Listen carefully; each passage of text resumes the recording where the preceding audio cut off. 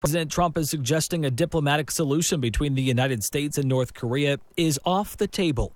He tweeted today that Secretary of State Rex Tillerson is wasting his time trying to negotiate with Kim Jong-un. CBS News military analyst Jeff McCausland says the chances for such compromise seem slim. There's no indication that the North Koreans are interested in negotiating. And, of course, in their perspective right now, one would have to say, why would they? They're on the verge of acquiring the one thing they've always wanted, the means to threaten the United States with a nuclear weapon, which I think Kim Jong-un believes is the ultimate life insurance policy to prevent us from attacking and trying to de-seat him. Football Sunday, and some NFL players protested once again during the national anthem. It was far fewer than the 200 who took a knee making a statement about racial inequality last week. Correspondent Tony DeCopel says statements are also being made on a smaller scale. The controversy has also spread to high schools. On Friday, 2 players in Texas were kicked off their team for protests during the anthem. Their coach, Ronnie Mitchum, is a veteran. But my whole point was, there's a proper time, and I told the team this, there's a proper time to do something in a proper way. But in the debate that now engulfs one of America's most popular sports, Coach Mitchum's players feel strongly too. The polls in Barcelona are now closed, and early results show 90% in favor of choosing to split from Catalonia from Spain. Marilyn Manson had quite a scare this weekend. He was performing on stage in New York City when he began to climb 2 large prop guns held together with scaffolding, and they fell down and onto him. His bandmate says he'll be back in action soon. This is CBS News.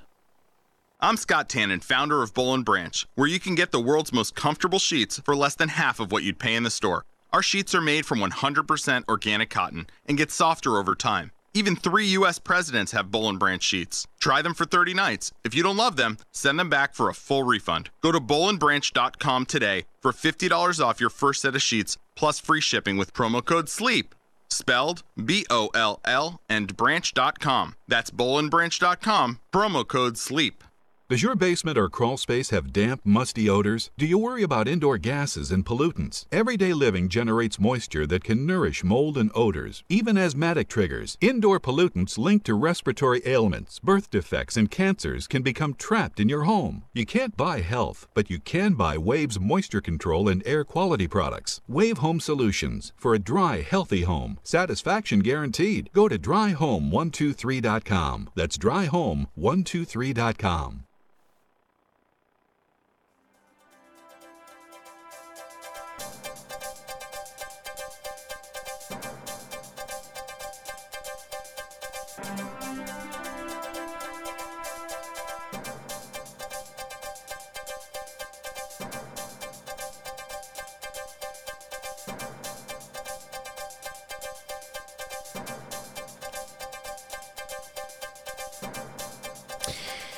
Good afternoon. You're listening to AM 1080 KSCO Santa Cruz.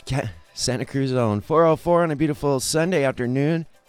October 1st, 2017. I'm Jason Strube. It's time for your weather and traffic report.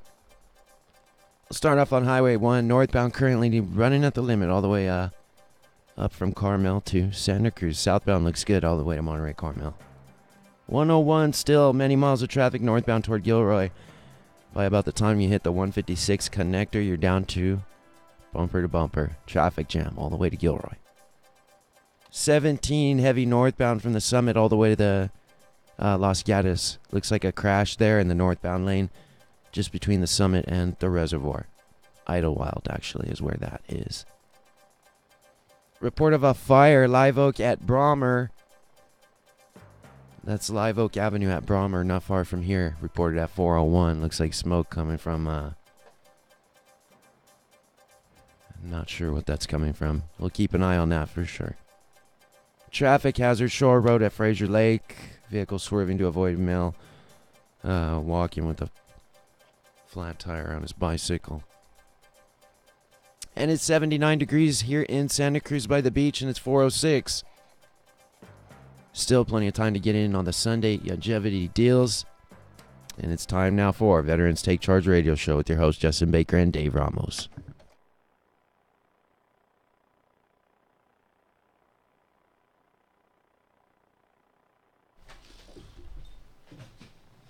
Veterans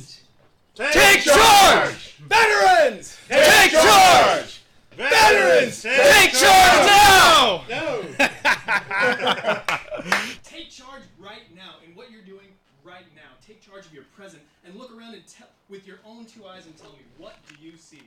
Do you see the things that our media tells us, the disrespect, the consternation and conditioning?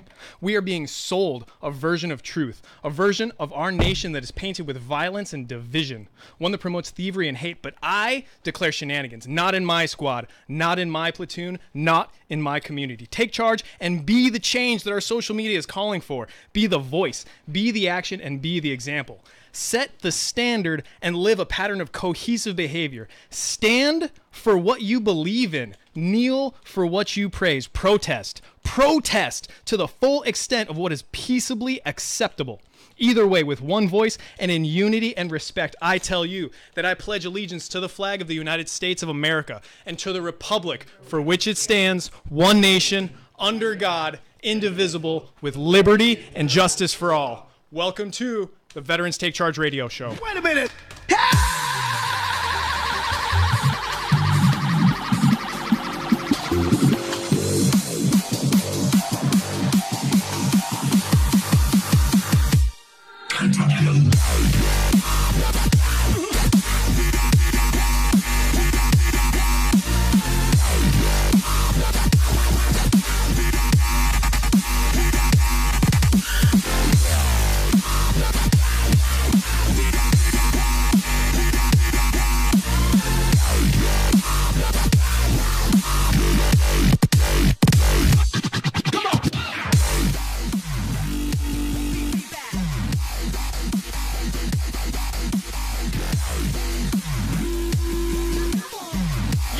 Proud and steadfast, welcome back to the Veterans Take Charge radio show. How come I can't hear myself? Can you guys hear me? I can hear you a little. No, a little bit? So, turn some stuff up. We're up. We are up. All right. Hey, what's up? Welcome to the Veterans Take Charge radio show. My name is Dave Ramos, former 68 Whiskey combat medic of the United States Army. On my right, as always, my battle buddy for life, Former U.S. Army Ranger Justin Baker. Welcome to today's broadcast. And on my left, I got a whole bunch of awesome people here in studio. Thank you guys very much. Josh Montz, Greg Omson, Dean Coffin, Chris DeMaio, Elaine, and Sam. And Sam's here too. Hey, I am very, very excited about today because today has already been an exciting day. FaithWorks Ministry, in collaboration with Journey for Change and Vets for Vets, CrossFit Amundsen, the Veterans Take Charge radio show, we've had a very good, enriching day. All about encouragement. And it's so very much needed in today's nation. Hopefully you guys can hear me. I'm having difficulties hearing myself, but that's all right. Rock and roll. Good deal. Hey, real quick, before we get into hunting the good stuff of this week, let's talk about last week. Last week was freaking rad. Last week was very rad because we had Air Force veteran Heather Dobson, who is an international keynote speaker working for GoDaddy as part of the Veterans Leadership Board for GoDaddy.com. And she is very motivated, very proud and steadfast because she's doing a lot of really good work in marketing and entrepreneurship. Vetrepreneur was the word that was thrown around many a time. And she embodies that. She definitely embodies that. You know? Take charge now. Take charge now. So go to facebook.com/KSCO Vets. That's our Facebook page. Go to zbsradio.com and look up the Veterans Take Charge radio show. We also have an app. KSCO Studios has an app with all of our shows, all of the Veterans Take Charge radio show, as well as all the other fantastic shows here on the KSCO ZBS radio network. So I highly encourage everybody to go scope that stuff out. Scope out the app, scope out the website, scope out the Facebook page. Like it, click it, share it, do all that good stuff. It'll take about a whole day just to funnel through all of that, but you'll be saturated with Veterans Take Charge at that point. So yeah, that's for darn sure. Yeah. Hey, let's hunt the good stuff right quick. Let's do that. Gentlemen, lady and gentlemen. Welcome. Thank Welcome you all back. very much for being Thank you. here. It's very nostalgic for. I know, right? It's very. You guys have real memories from the studio here. Very real. This is where we met. This I is know, awesome right? This is reunion. where we met. This is where it all started. You've been crossfitting ever since. Exactly. As a team. We've actually been working out this whole time. Yeah. Nonstop. That's all we've been doing. I could tell. I rolled up. You guys had your shirts off, and I was like, these guys must just be doing We are push-ups always 24 hours a day. training. Always training. Nice. Speaking of training, you guys have some events coming up, don't you? Do you guys have stuff going on? Man, there's so many exciting things going on that are really probably going to support a lot of what you're doing here with the radio show as well. One that I know Greg and I are really excited about is the formation of the Patriot Speakers Bureau, which Greg and I are both part of now. So we've taken some just incredible veterans who have profound stories and backgrounds, right? But it goes far beyond storytelling, right? These are all people who have found meaning within the suffering and now project very positive messages of hope for other people. So we in the spirit of doing things different and bridging those gaps and driving that change, that's what the Patriot Speakers Bureau is designed to bring to the table. Is this parallel with the Patriot Authors Network? It is parallel with it, essentially. Yes, makes sense to me. So those who are also speakers have been invited to join this, and it's really going to be an effort to redefine and influence the way people think about veterans and shed much more positive light on what's actually happening out there. Greg, I mean, just some of the people, I know you agree with me here, some of the people in this network are just, it's so humbling to be a part of it. One in particular, I mean, this guy to me is hero, legend. I mean, the guy's phenomenal. As a young agent in the DEA, we were all told about someone named Jay Dobbins, who had been an undercover agent with the ATF. And this guy was held in the highest regard. He was the pinnacle of what I aspired to. I read his book. I hung on every word. And then I met the guy. I'm now blessed, and Josh is blessed to call him a friend. Nice. And he's part of the Speakers Bureau. And being around this guy and having him part of the Bureau, it's that quality and that level of speaker, that quality of warrior, that quality of leader that is making this group the powerful group that it is. It's just amazing. Right on. I mean, Jay Dobbins, like Greg, first undercover agent to infiltrate Hell's Angels, just incredible story. We've got Jay Redmond as part of this, who was a 21-year Navy SEAL, and he was shot in the face by a machine gun, and then subsequently called in what we think was the closest airstrike in history during the Iraq and Afghanistan wars. Oh my gosh! Which is only about 50 meters away, where a JDAM, which is one of the biggest bombs we have, was called in to save him. Holy cow! And now Jay's founded the Overcome Academy, which is his latest project. Very inspirational. He's out there just crushing it. Exactly the type of example we need in that field. The Patriot Speakers Bureau. Yep. Oh, right on. Nice. So yeah, we're getting examples like that in front of people, in front of corporations in the sector, and we're going to keep pushing it. So it's exciting. That is awesome. That is very awesome. So, Dave, what's pretty remarkable about this is when we were here together, when we first met, the other gentleman not on air, Bob Vera, is the founder of the network. Oh, so it's really his vision that's brought us all together. So hard to believe that less than 6 months ago we were here having a very similar conversation, and since that point it has just been the ball's been rolling. Ball's been rolling, brother. It's been amazing. Bob is a rad dude. Yeah, Bob is definitely a rad dude. Yeah. Well, that's awesome. Hey, Dean, what's happening, man? Hey, what's going on, Dave? How are you? I'm going to give you a high five. As a matter of fact, I'm going to give everybody a high five. Or not. I'm going to try and give high fives. Okay. So, hey, Dean, talk to us about Vets for Vets. You got some stuff coming up this coming week. Yes, on October 7th, we have our bowling tournament that is ongoing. We have them about twice a year. So let me tell you a little bit about Vets for Vets first. It's a group that we started about 2 years ago. And it's just a group of volunteer veterans, and we go out and we try and help other veterans to get anything done, from moving from place to place, especially homeless folks going from storage to housing. We help folks that are on hospice by going and visiting them. We help folks that are isolating and at home to get to their doctor appointments. We've done a bunch of home remodeling type stuff. Yesterday, Travis and I were out putting handrails up for a Korean War vet who had stairs that we put in through a contracted concrete provider, I can't think of concrete contractor in it. So we put up the rails yesterday. So that's one of the kind of things that we can do. Nice. But Vets for Vets is really out there in the community trying to be a leader and trying to support veterans however we can. And so this bowling tournament that's coming up next Saturday at the Boardwalk Bowl in downtown, right off downtown Santa Cruz, is one of our big fundraisers. It happens twice a year. Please come out and support us. We have to pre-register. I do have a couple of lanes for those that straggle in, but October 7th at Boardwalk Bowl at noon. Get there by 11:30. We'll get you set up no matter what. If you guys have any kind of questions, comments, or concerns between now and then, contact Dean.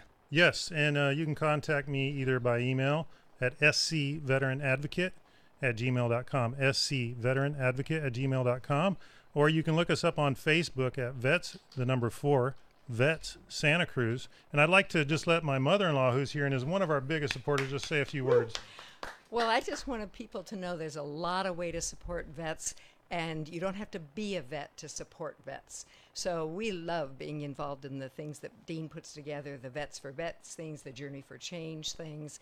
And it's so important to support all of these people that have done so much for us to give back. So I really want to encourage people to come bowling. It's lots of fun, and you can get a strike with 9. That's what I like it. So I've had my all-time highest scores bowling with the Vets for Vets. And I just really want to encourage other people to be involved in any of the things that were mentioned today. Because like I said, you don't have to be a vet to support vets and really love them, which I do. Thank you, thank you, thank you. Sometimes I feel like that support is the best support. It's the outside support. Dean, where can a local vet get his disability case started?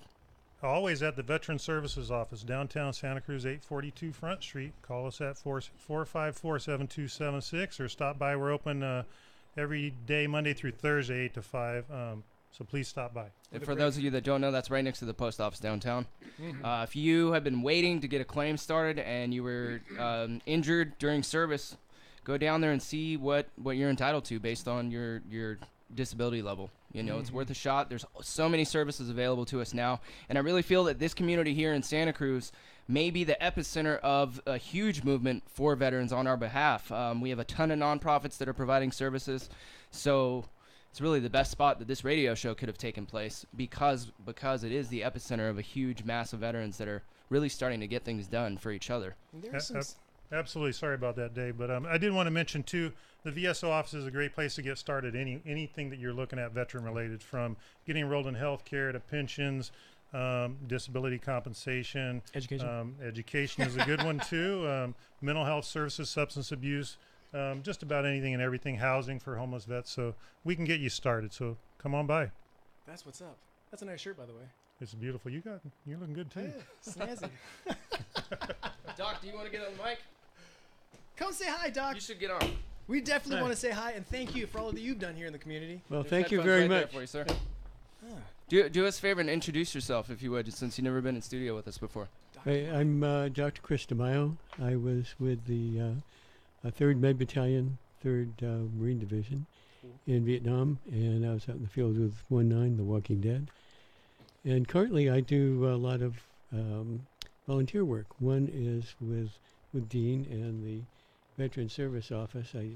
I help do evaluations of veterans who need the evaluation to get benefits. The other thing I do is I work with the Veterans Court. And this is a court where veterans who have had a number of felonies can be transferred to the Veterans Court. And they're put into a program. They have usually 1 or 2 people who are support people with them, and they're usually veterans. And if they finish their program, which is mostly 2 years, all of the felonies are expunged from their record, so they have a clean record, which is a good thing. Yeah, the Veteran Treatment Court is extremely important. Right. Because there's nonviolent crimes, or I don't want to say crimes, but infractions perpetrated with post-traumatic stress being one of the underlying themes and factors that are causing those issues. Exactly. That most of the people we see have mental health issues from the service, usually active duty, frequently PTSD, traumatic brain injury, also military sexual trauma, for example. And there's a concomitant high use of drugs and alcohol that are used to self-medicate. And that can get you in trouble. I mean, there are times I was beginning to wonder whether they were given a little thing when they were discharged. Okay, when you get out, get real drunk, beat up your girlfriend, your wife, or your best friend, and then when the police come, fight with the police. And always have at least 1 gun on you. Not loaded. The protocol to follow. and some of these we find. So these are not the things we really encourage. And the Veterans Court really, really does good. We've had an incredibly good record, I think, well over 90%, if not more.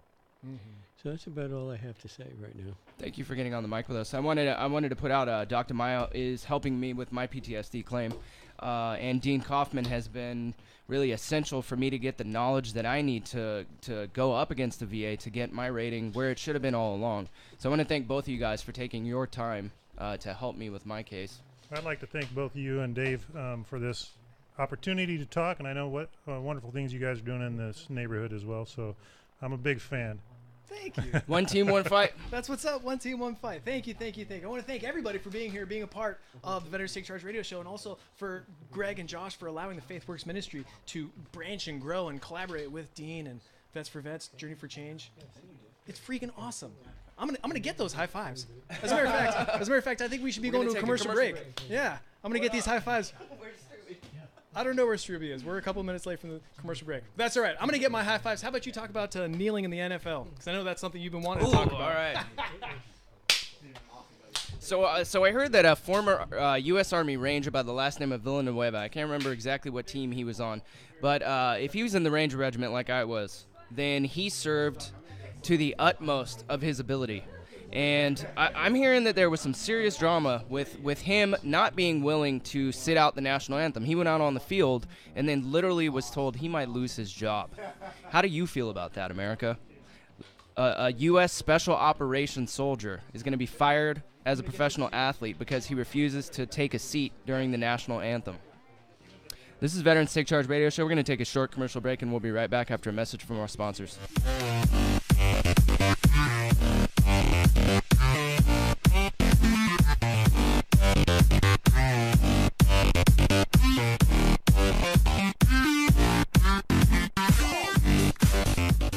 Hi, registered pharmacist Ben Fuchs here. I've been studying healthy bodies for 35 years, and what I've got to tell you may shock and surprise you, but if you listen up, it may change your life. The science fiction writer Theodore Sturgeon once said that 90% of everything people know is wrong. And unfortunately, evidence of this observation, now known as Sturgeon's Law, is nowhere more obvious than in the world of health and nutrition. For years, doctors and dietitians have extolled the cardio health virtues of keeping fat intake low, but as it turns out, without a healthy dose of fat in the diet, the body can't absorb many heart-healthy nutrients from food. Vitamins like E and A and minerals like calcium and zinc, vital for the health of the circulatory system and the heart, all require activation of the fat absorption system in the digestive tract. And activation of this system requires a healthy dose of dietary fat. Many folks know that cholesterol causes heart disease, but as it turns out, not only is there no causal connection between cholesterol and heart disease, but cholesterol is an important raw material for the production of many heart-healthy compounds, including coenzyme Q10 and testosterone and vitamin D, is actually one of the most heart-friendly of all molecules made in the body. And speaking of cholesterol, it's common knowledge that maintaining heart health means avoiding or reducing the amount of eggs you eat, but once again, Sturgeon's Law rears its perceptive head. Eggs are one of the most important health foods anyone could ever eat for the heart, the circulatory system, the brain, and everything else in the body. And what's more, all of the good stuff is in the yolk. The magnesium, the zinc, calcium, B vitamins, vitamin D, carotenes, vitamin A, protein, and lecithin, and good fats are all found in generous amounts in the nutritional golden center of the incredible edible egg. Pharmacist Ben here, urging you to go to KSCOhealth.com to order Beyond Tangy Tangerine, the Healthy Start Pack, and other nutritional supplements that I personally use and recommend. You can purchase these premium quality products at wholesale prices online at KSCOhealth.com. That's KSCOhealth.com. I'm the pharmacist that believes that staying healthy and strong is not only about medicine, it's about giving your body the raw materials it needs to do its work. Go to KSCOhealth.com. Make sure you check out the cool videos too at KSCOhealth.com. That's KSCOhealth.com.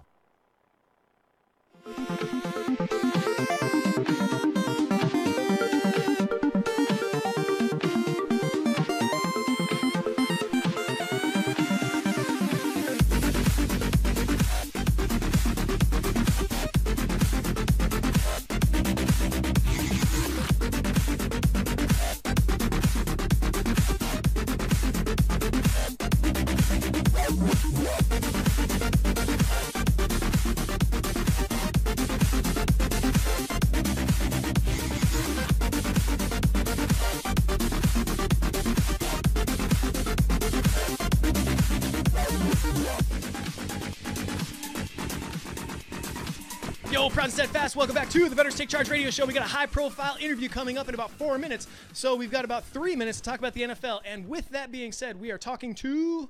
Caller. Hello. What's up, caller? Yeah. Anyway, that story you were telling just before the break was fake news. It's already been debunked. It's been debunked about the player that came to the end of the tunnel, and he was the only guy on the team there, and he's a veteran. Didn't he apologize for it? He apologized to his team for not sticking with them, but they never threatened to fire him. He was, and I think that was the Dallas Cowboys. He said he wouldn't have come out there if he had known the rest of the team wasn't behind him. He ran out and then realized that they weren't there, and then he stopped, and that's where he ended up. Huh. I guess I should have fact-checked my facts on that.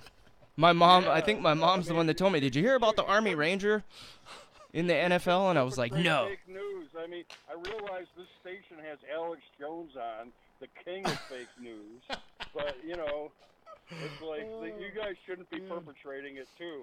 Okay, well, it was my bad. I apologize. Hey, what do you feel about the NFLers in this situation? What are your personal thoughts on it? I think as long as they play the game, that's whatever they do before the game or after the game is up to them. They're doing their job. We have freedom in this country. The Supreme Court decided back in the 40s that you didn't have to say the Pledge of Allegiance or sing the national anthem. So I don't know what all this crap is about. It was my mistake. It's already been a Supreme Court decision. Well, with that being said, we appreciate your phone call. We're going to move on to another phone call because, again, we got some high-profile people. Thank you very much. Thank you for calling in. Thank you, caller. That was my bad. Hey, man. Just so you all know, those of you who are not watching us live on YouTube right now, I did smack Justin's hand for pushing out fake news. Yeah, I'm a fake newser. What can I say? Tony SoCal, NFL. Tony, welcome to the Veterans Take Charge Radio Show. Hey, this is Tony, not SoCal, Soledad. Soledad. Oh, that Tony. What's up, brother? This is the Ranger brother, man. Hey, I am so sorry I couldn't make it out, guys. Got tied up on a couple of loose ends here. But my heart goes out to what you do, and I really studied up on that whole ministry thing, and God bless. And if you put God first, everything seems to work out in the long run. I believe that. It's a good mission they have. Beautiful thing. Getting onto the topic that we have here, and I'll be brief on this because I will not get on the soapbox. One thing that you need to be, for me at least, is to be informed and educated about something. Nothing worse than not being and saying something, because it really comes out. It almost sounds like Charlie Brown's teacher. And my Ranger buddy's getting down on me right now. I brought the heat down on myself today. No, brother, it's all good. I'm the king. I'm the king of adding salt to my foot so it tastes good. Come on. But I'm gonna keep that in mind because I'm gonna have I had my foot in my mouth about 5 minutes ago. So. Just marinating. No, it's all good. And all kidding aside, I've studied it from both sides. And all of us here are combat veterans, and we fought to protect the First Amendment. Now, the First Amendment gives people the right to protest. And you can see it, don't have to respect it, don't have to like it, like in my case.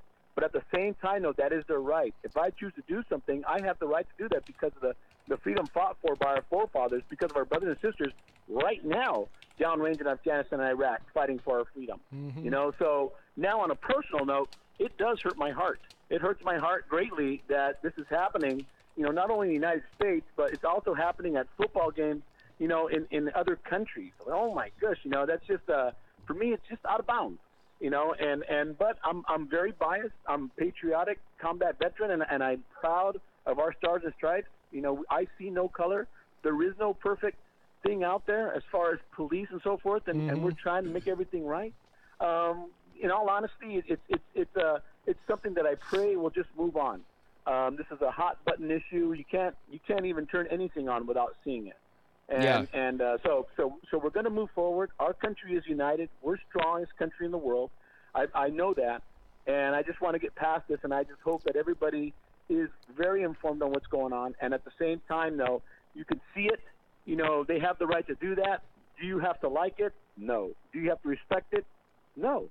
I just think that, on our flag, guys, it's just it's a tough thing, and it's tough to watch. It hurts a little bit. But, hey, that's the right. Now, last thing that I'm going to air out on is these football players. You know, I saw a comparison on TV, and this is true. My wife and I both saw it, so I was on Crazy Pills that day. Someone compared the military, the similarities to NFL, said it was pretty much the same. What? Now, I call shenanigans. Who said that? Give me their name. Oh my God, it was Good Morning America, which was not a good morning when I heard that. So I've been avoiding news. And believe it or not, I've been avoiding all news, been avoiding football just to stay away, keep on a positive track. And when I heard that, I looked at my wife and I was making her breakfast, so I rewound it. Now, the only similarity I would say is men and women in the armed services are in athletic shape. They wear a uniform, and they fight as a force, or they move as a force, just like a football team. That's it. If I was getting paid the amount of money as a professional athlete, which, mind you, they're God-gifted athletes, they're the cream of the crop right there. I would not have got out of the Army. I would have stayed in, broken bones and all, man. $1 million a year, forget that. No question. So I just think that was a little tough, you know, to watch that. Unfortunately, they are role models, like it or not. You know, and that's the part that hurts you, because some kids are being confused or seeing this, and again, they don't know all the information, so they think it's sort of say cool if they're heroes on his knees. But I think they should just be informed. I hope that the public, our educators, our people out in the public, are educating them on the exact processes, so they can have a clearer, conscious mind to make a decision whether they're for it or not. That's it, guys. Thank you, Tony. Rock and roll, brother. Hey, brothers. Love you guys, man. Take care. Keep doing what you're doing. Proud and steadfast, man. Thank you very much. Thank you very much. We're going to see you at that parade. I have my application here in hand. We were hoping to give it to you today, but that's all right. You know what? You got to be there, brother. Hey, okay, yeah, I look forward to seeing you there, and don't make faces while I'm up there on stage talking, because I'm going to be scared. Rangers lead the way. Hoo-ah. That's what's up. All the way. That is what's up. Well, I have a whole bunch of stuff that I want to say about this topic, but for much better reasons, we're going to shift. We're going to shift, and we're going to talk to former Sergeant Major Jennifer Long, who I've been looking forward to talking to for a very long time for a whole bunch of different reasons, and one of which is to share her story. But another reason is to gain a better understanding of a situation that me personally, am just simply not very well informed, not very knowledgeable. And yeah, absolutely. So Sergeant Major Long started her career as a male, went 30 years in the infantry, and exited military as a female. And with the national themes, our president has brought a lot of. I'm not even going to get into that. Confusion. Yes, thank you. Thank you very much. So, with that being said, Sergeant Major Jennifer Long, are you on with us? Yes, I'm here. Yes! Welcome. Proud and steadfast. Welcome to the Veterans Take Charge radio show. How are you today? I'm doing great. I'm here today. I'm here in New Jersey. Today we're running a large fundraiser event here in the town of Kearney, and it's going really well. So I'm commander of a VFW here out in Kearney, Post 1302. Outstanding. And I got us all working out here today. We're having a big outdoor event. Oh, how rad! What kind of fundraiser is it? Well, it's part of the town's birthday party, and what we're doing is we've got a beer garden going. We've got hot dogs outside. We're doing recruiting outside. And we've had a whole bunch of things going on, and it's part of it is to get promote the patriotism, get the post outside, help recruit some folks. As much as I love Santa Cruz, I really wish I was in New Jersey right now. That sounds awesome. We are having an amazing time out here. We've gone through. We had a beer trailer out here. We've gone through 17 kegs of beer. And we're probably going to dry out the whole post and the beer trailer outside. We've got about 2,000. We got about 2,000 people here at the event. Oh my gosh, so that is awesome! We're having a really good time. Wow. Yep. We even had a zip line going across the back of from the American Legion to the VFW. I totally want to be in New Jersey. That sounds awesome. That sounds totally awesome. Yeah, it's a lot of fun. We need to get you over here to California to help throw up some fundraisers like that. We need zip lines and stuff. Hot dogs and well, we got to make it big. Oh wow. Well, first and foremost, thank you very much for being here, a part of the radio show, especially while you're doing this fundraiser thing. I like I said, I've been extremely excited to talk to you, and there's a whole bunch of different reasons, but I figured that we should start at the very beginning. Sure. Why did you, and when for that matter, did you choose to join the military? I joined the military back in April of 1983. Well, I grew up in Jersey City, New Jersey. It's a blue collar town, blue collar city. Back in that time, other than blue collar, there really wasn't a lot of options. So the whole idea was, I followed the family legacy. My father served, my uncles have served, my grandfather worked in the shipyards. So it was a long history of military. And then there was the other issue that I went and I joined was just assert more masculinity and just find, With myself that, out there a bit more. yeah, I had a question that I was going to ask a little bit later, but I'm glad that you brought that up now. From reading some of the articles and some of the interviews and speaking that you have done from what I've been looking into, one of the themes that you had talked about is joining the military to enhance masculinity. Would you say that basic combat training, and I hesitate to say your military experience as a whole, but the initial first year, would you say that had, what kind of an impact would you say that had on your masculinity, if any? Quite a bit. Basic infantry training brings the best out of everybody. When you get out, and it was a time of my life to just kind of make a purpose, and it's hard to put it all together, but it was a time that it was the thing to do. That was when it was going to fix everything. That was the thing that I was going to follow in the footsteps of the family, and I was going to take my place and do the right thing, and it was all going to work its way out. Because you got to remember, most of the things that I did was at a period of time pre-internet. Mm-hmm. All right, it was pre-internet, and there wasn't a lot of information out there at the time. Yeah.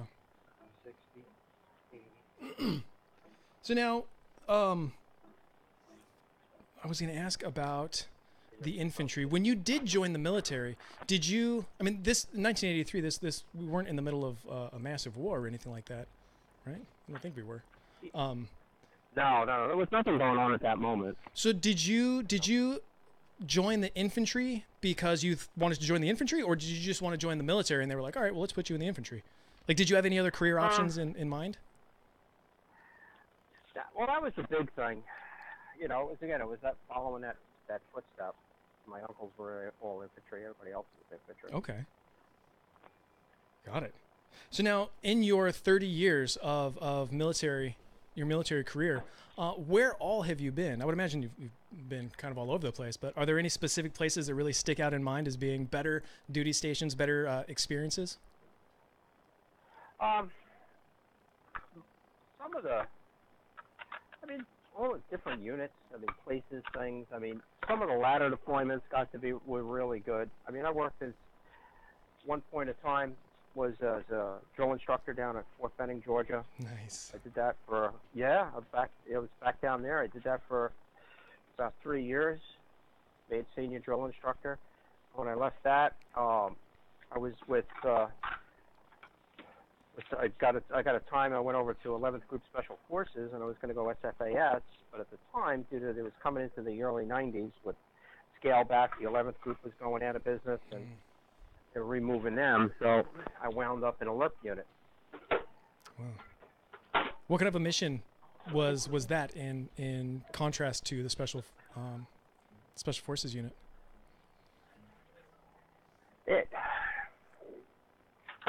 In the contrast of the whole thing, it's a big change, culture change. You're going from, individual. You're going from conventional military back, out into the non-conventional space. But and you're training for that space. It's a whole different realm. It really is. Is something to, once you get your career to that point, it's like it's kind of like an apex. Guys aspire and work their whole career to get to that point. Wow. To even try out, to even be considered, first and foremost. And then you go, and even had the opportunity, and it worked out, put into a LRP unit. I became a team leader, and airborne school, mountain warfare school. I did all the cool guy schools you can do, and and we lived the airborne lifestyle. And we went, around we did counter drug operations. We did Desert Storm. Nice. And- Sergeant Major, hold that thought. We're getting ready to go to our commercial break. We're going to go for Sure. just a few minutes, and when we come back, we'll pick up right where we left off, the different types of units you've been in. Perfect. And then I want to ask how September 11th impacted your trajectory.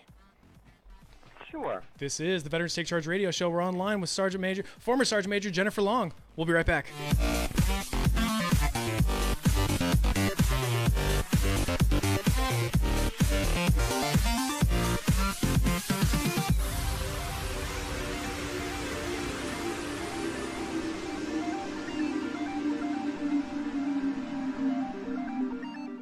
It's a bash, a burrito bash, Saturday, October 7th at the Santa Cruz County Fairgrounds. It's a day of fun for everyone. Cast your vote for the best burrito on the Central Coast. Or if you think you're hot, enter into the jalapeno eating contest. The Rotary Clubs of Freedom and Watsonville proudly present the 2017 Burrito Bash with famous local musician Keith Grinninger, plus dancing to the music of The Ville and a car show of the hottest wheels around. Saturday, October 7th, 11 to 6 p.m. For more information, go to burritobash.com. This is Mike Shear with Cruise Properties up on Highway 17 near the Summit. Yes, we're right next to the old Summit Inn. We've been around for over 40 years and we know the Santa Cruz Mountains, both homes and land. Right now, we are winding down our selling season and we have a special offer for you. If you list with us by the end of September, we will credit you all of your inspection costs and staging costs. Buyers, if your offer is accepted before September 30th, we will also credit to you the appraisal fee and a 1-year home warranty. Do you have questions about real estate? Feel free to call us at 408-353-1116. No obligation. We're happy to help. 408-353-1116. Cruise Properties, veteran-owned, reliable, friendly, and we get the job done. Check our reviews on Yelp and Google. Cruise Properties on Highway 17 at the Summit. I'm Barry Williams, Greg from the Brady Bunch. That's together. Terrific. And I'm your tour guide on the Summer of Me. Groovy. It is groovy. Like summer vacation. On Me TV. The Summer of Me is comedy. Every weekday catch the Brady Bunch, the Beverly Hillbillies, Leave It to Beaver, Gilligan's Island, Elf, The Summer of Me, and much, much more. Me TV is only on KYMB Channel 27.1 and Comcast Cable Channel 19.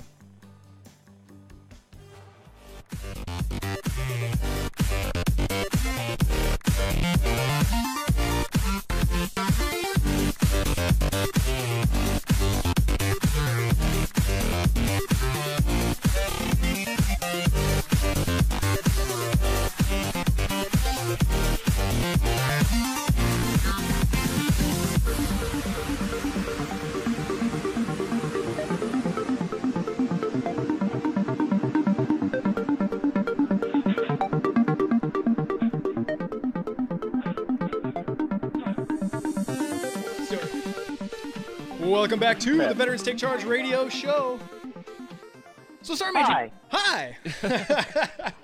So, Sergeant Major, we were talking about your career and all the different trainings that you had and where you've all been. And the last thing that you would mention, you went to mountain school, 10th Mountain up in New York. Well, I went to Mountain Warfare School. That was in Vermont. Oh. Well, that's my bad. Yeah, it was all high altitude. I did high altitude training. It was winter and summer phase. So winter phase, you do all that high. I went from skiing to ice climbing to high altitude navigation. Oh, ice climbing too? Yeah. Oh, no kidding. I'm certified by the military for lead climb and ice. That's awesome. See, that's one thing that I think a lot of people don't really realize about the military is like, it's not just, especially nowadays, it's not just desert stuff. You literally get trained and you get imbued in so many different environments. That's awesome. Yeah, actually, and it was interesting because the time I spent in Mountain Warfare School years earlier actually became a huge help for me when I was operating in Afghanistan because my base elevation was at 7,000 feet, and we regularly operated up to upwards of over 8. Oh my gosh, that's another thing I was going to ask is how much time had gone from mountain warfare training between mountain warfare training and your time in Afghanistan? Oh, probably about 15 dozen years at least. So I guess that high altitude training may have kind of worn off a little bit. Yeah, a little bit or not. I mean, you still had that. Yeah, I still had that base education. I mean, Totally. it was stuff like I went, I learned how to sling load back in probably in the early 90s, and I never really had to really practically use it until again in Afghanistan when I was doing sling load operations, getting supplies up and into the Afghan camps. See, here's a quick message for all those new soldiers out there. All that training that you think you might not ever use, you're going to use it. It's just like learning algebra in middle school. You'll use it eventually. I can dig that. I can totally dig that. Yeah. So yeah, that's how some of it works out. Is decades later, and then it comes in, and it comes, and then it comes in handy, and then you're trying to remember some of the things you were trained to do. Yeah, right. And then some of it you remember because you did that muscle memory. You want to know why you had to do something 1,700 times, and then when you actually go to do it, and you remember it. You don't even think about it. You just do it. You don't even think about it. You just do it. And that's what saves lives. In the end, that's what saves lives. Absolutely. So now, when it comes to talking about muscle memory and training, now I kind of want to ask about unexpected things. Specifically, September 11th, 2001. That was a very, very unexpected event in our nation's history. You were active duty at the time, correct? Yeah. So and it. Go ahead. Because where I live and grew up, I was able to see that. I very clearly was able to see the New York City skyline. Oh my gosh. So I grew up, looking, from Jersey City and the place that I grew up looking at the Twin Towers. I knew it, very intimately. Oh my gosh. So when the towers went down, it impacted, families and friends and people that I knew, people who worked in New York City and the EMS and firefighters, the guys that I previously served with. So it impacted, lives close. And they, it's like law of proximity, it has, the closer you are to things, the more of an impact it has in your personal life. Right. And once that happened, exponentially changing things, because I was coming to the 20-year mark in my career. Quite frankly, I was looking at when I was going to retire. Oh. And then all of a sudden, we get thrust into, full spectrum combat globally. So did that change your trajectory? Well, I mean, obviously you spent another 10 years. Yeah, I spent another 10 years, going. You get sucked into multiple deployments. Was that one of the defining factors for you making that decision? Was the September 11th attacks? Yeah. Nobody was going anywhere. At that point, you're in this, senior positions, and how can you leave?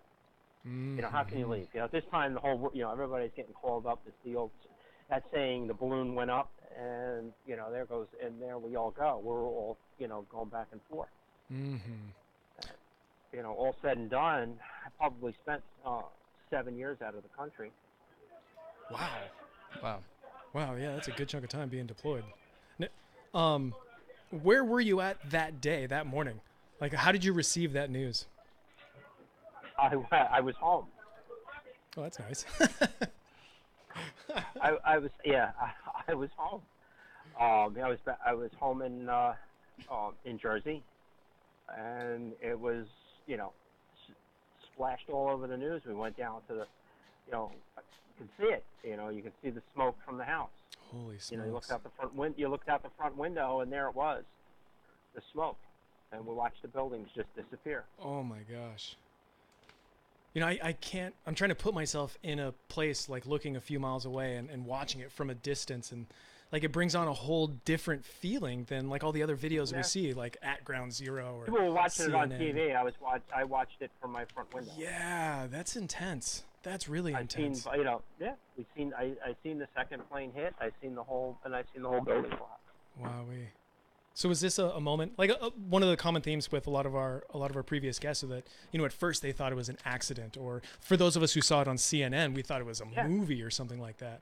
Was your initial? You say an accident, and then you think it's an accident, and it's on the news, and then when the second plane, there was no doubt in your mind. Totally. And so you get so when you get the initial imprint in your mind, and you watch the whole thing happen, so it's like you see the inception of it. and then everything kind of goes up, and then the whole stress level goes up, and the military is being deployed, and I was sent to work in the prison down in Guantanamo, and here I am working in a place, and it directly connected to watching the buildings go down, and there was people there that we had, and I was in command of one wing of the prison 12 hours a day. Wow. And when you're in that space, and there was guys that were in our space that helped plan that.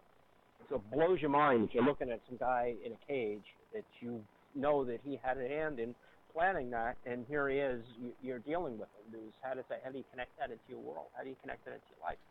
And then, you go from that, then you go to Iraq, and then you go to Afghanistan, and you go into these places all because of that one event. Yeah. And, and it just goes from, and it just goes from there, and it just, it changes your whole life. It really does. I mean, This is an event that shaped the globe, that shaped the trajectory of the entire planet. It's so gnarly that you were working at Guantanamo Bay with, there's detainees that are directly responsible and indirectly responsible for this event that really conditioned everything from that point on. That's a heavy. It did. Wow. Yeah. And it changes. And now, just to give you, for instance, here I am. I'm out.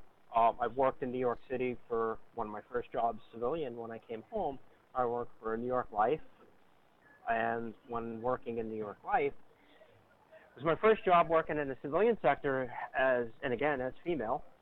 And, and I'm going through, taking the PATH train in New Jersey that drops you off at the World Trade Center. And at that time, it was nothing but a big hole. Golly. In 2012, the construction was just beginning. And when you just look at the construction and you're walking around a construction site, and just the smell you can still smell the construction site, and you're just walking past it going to work, and it's just, everything just swirls around in your head, and you just replay this whole thing. And here I am doing this, and now I'm going to work. I'm in the World Trade Center, coming up from the PATH station that's now all rerouted from when I was a kid because of the buildings coming down, and now it's a completely new station because of all that event. And it's completely different. I look at the Freedom Tower when I still go into New York to do business. And when I'm in the city to do business, and there I am, I'm looking at the Freedom Tower. I'm looking at all that. Wow. You see it all. You watched it all unfold. Yeah. And there's kids now that are born, and when you look at the date, I mean, it's 16, 17 years ago. There's kids now that don't have no connection, and serving in the military right now, have no connection to the original event. That blows my too young mind to remember. all the time. Yeah. I'm still in college right now, and there's kids that, what happened that day? What was it again? And do push-ups, you. Yeah. Yeah, they have no real connection to the original event, and I could still look out my window and see the difference in the skyline. Yeah. So now and it's different. When you go like now, I go to the new station. It's called the new station's called the Oculus, and you go. It's all white. It's beautiful. And, you stand there, and I stood there the very first time when it was open in a new place. I stood in the middle, and I was just amazed at how everything was, that circle that have gone from, and all the stuff we've all been through. Mm-hmm. And how many guys that gave their lives and their limbs and everything else for an event that was planned, executed, and by a handful of guys, half a planet away, and who reshaped the Constitution and freedoms in the United States right now. It blows my mind. What it means to be free, and how we can move about in this country have completely changed since that day. Yeah, that's a really good point. The impact is so much more than just global relations. It's so much more than military presence. It's how we govern ourselves, how we impose our laws, state and federal laws, and things like that. That's a really good point that I never really thought about. Their impact has been deep and threaded through. So after September 11th, how many deployments had you gone on until between that time and your retirement? Because in my mind, those deployments are a direct relation to that event. 4. Okay. Wow. I mean, I also did 6 months training in the Albanian army coming into NATO. Ooh. That was to directly prepare them to go into Iraq. Nice. Yeah, because I Nice. deployed with because after they were coming into NATO, and once that mission was complete, they were going to deploy into Iraq, and I went into Iraq with a bunch of the Albanians once they were through. That's awesome. I would like to think one team, one fight, right? That's it. One team, one fight. Yeah. I've been when I was in Iraq, I was assigned to the French army. I worked with the French, working with the French gendarmerie and the Afghan National Police, and when shit hit the fan, so to speak. Can't cuss. Everybody's speaking in 7 different languages, and you're trying to figure out where to run, and I'm the only one in an odd uniform, and I became a bullet magnet. Yeah. I think the third mission out, they fired an RPG at me. Holy smokes. Oh my gosh. Yeah, so it's not always good to stand out and be different. No. Oh my gosh. So throughout your career, I mean, you've worked in, you've had a tremendous amount of training, multiple deployments. You've worked with multiple different agencies across the globe, really. I mean, different countries and training and doing collaborative missions. I mean, that's, what's the word I'm looking for? That is, and I keep talking about this throughout the last couple of years. That right there shows how much more that the military does other than just smash doors down. We're building bridges. Again, I'm going to hunt the good stuff and try and be optimistic. We're trying to build bridges and have global relations for one common, one mission, one common goal. Yeah.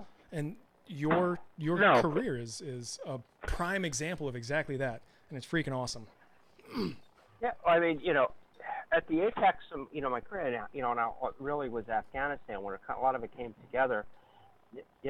I was making policy with the French in developing a province in Afghanistan, and we were, building a nation, training a force, setting a structure, putting a nation, together. And I did that in Iraq. I did it in Afghanistan, and you're doing this stuff, and it's big. You're just doing things that are bigger than you can ever imagine. The jobs that you do, in those environments are the greatest and biggest jobs you'll ever take on. I was never expected to be, my chain of command in Afghanistan was real short. I worked with the Afghan development team from the 101st Airborne Division. It was a division asset. My boss was a 3-star General Richardson. He had one colonel on his staff that I answered to, and Richardson answered to Petraeus. So. Wow. Nice. Yeah, I learned how short the chain of command was the first time I sent an email when I first got over there, and it went back down. It went back and got answered, and I found you get those run-on emails, and on the second email coming back, Petraeus had commented on it, and it was just like you're looking at an email chain and you're going down, and all of a sudden you see Petraeus on the email train, and you're like, wow, somebody. He actually answered the email. That is and awesome. You're like, so the next time you send out an email, you're like, you're angst over every word you put in an email. You don't realize where everything is going. But it was an amazing thing because you're working with the French, the French command, working with the American military, you're working with NATO, and you're really trying to work with the Afghans and put it all together for them. That's awesome. Situational awareness runs deep, and it is extremely important on all fronts, physical and media and electronically. Absolutely. Hey, we're going to take our top of the hour break right now. We got about 5 minutes worth of commercial time and listen to a little bit of news. We're online with Jennifer Long, former Sergeant Major of the United States Army. This is the Veterans Take Charge Radio Show. We'll be right back. KSCO, Santa Cruz. CBS News. I'm Matt Piper. It is still a work in progress in Puerto Rico as gas stations try to reopen and workers try to get the island's electric grid back up and running. The president is set to visit on Tuesday. Correspondent David Begnaud is speaking with local officials on the ground. Again today, Puerto Rico's Governor Ricardo Rosello declared that progress is being made, but more needs to be done. It is still an emergency situation 11 days after this hurricane. What more do you need in order to move this past an emergency? People, which we're getting, resources, which we're getting, and fine-tuning the logistics of a new logistical system in Puerto Rico because the roads have been decimated. The U.S. has a response team of nearly 13,000 people. The offer on the table is cooling. That's what Secretary of State Rex Tillerson aide R.C. Hammond is tweeting, along with the president sent a clear message to North Korea, show up at the diplomatic table before the invitation gets cold. This after the president tweeted that Tillerson should not be, quote, wasting his time trying to negotiate with Little Rocket Man. More from Asia Society senior fellow Isaac Stone-Fish. Chinese and South Korean people and the leaders are probably just confused by this strategy. It's really hard to know with so many things in the Trump administration, this included. Is this a calculated misinformation strategy or is this just incompetence? The juice is loose. O.J. Simpson is out on parole. More from correspondent Maria Villarreal. People are not going to forget the O.J. case, even though he walked out of prison. Legal expert Lori Levinson has closely followed all of Simpson's cases. O.J. is not out scot-free. He will be monitored for at least the next 5 years. And given his prior conduct, it might be rather close monitoring as well. After decades in the national spotlight, Levinson says Simpson should avoid this type of attention. I think the best thing O.J. can do for O.J. is lay low. To stay with his family, stay with friends, don't be caught up in the media, don't go back to being the old O.J. Simpson's attorneys have said he wants to move to Florida to be near his 2 children. Politicos on both sides still talking the Trump tax plan. Senator Chuck Schumer says it's only helping one set of people. 80% of the tax breaks in their plan are aimed at the top 1%. He was on Face the Nation, and for rebuttals, so was House Speaker Paul Ryan. The whole purpose of this is to get a middle-class tax cut, to help the people who are working paycheck to paycheck, keep more of their own hard-earned dollars. The cause of the 2015 sinking of the cargo ship El Faro was the captain misunderestimating the strength of an impeding hurricane and overestimating the ship's strength. That's according to a Coast Guard report released today. It says the captain should have changed the route between Jacksonville, Florida and San Juan, Puerto Rico to avoid a hurricane. All 33 killed. This is CBS News. I'm Scott Tannen, founder of Boll & Branch, where you can get the world's most comfortable sheets for less than half of what you'd pay in the store. Our sheets are made from 100% organic cotton and get softer over time. Even 3 U.S. presidents have Boll & Branch sheets. Try them for 30 nights. If you don't love them, send them back for a full refund. Go to bollandbranch.com today for $50 off your first set of sheets, plus free shipping with promo code SLEEP. Spelled B-O-L-L and branch.com. That's bollandbranch.com, promo code SLEEP. Is credit card debt ruining your life? Now you can have a large portion of your credit card debt forgiven. Get Relief Today wants to give you free information that shows you how. This program is proven to work for credit card debt, medical bills, and department store debt. We'll give you the secret to this money-saving program absolutely free. 800-207-8558. That's 800-207-8558. That's 800-207-8558.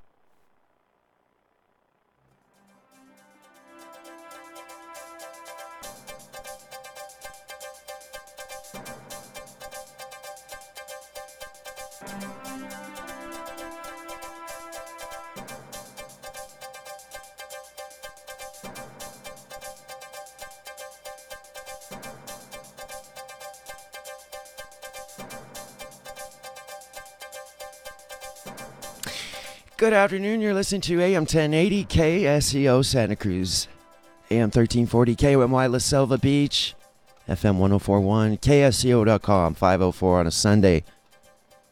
Let's get a look at your traffic and weather. We'll start with weather tonight. Clear skies, a low near 53, high winds up to 20 miles per hour. Tomorrow, sunny, highs in the mid-70s, coast side, 80s inland.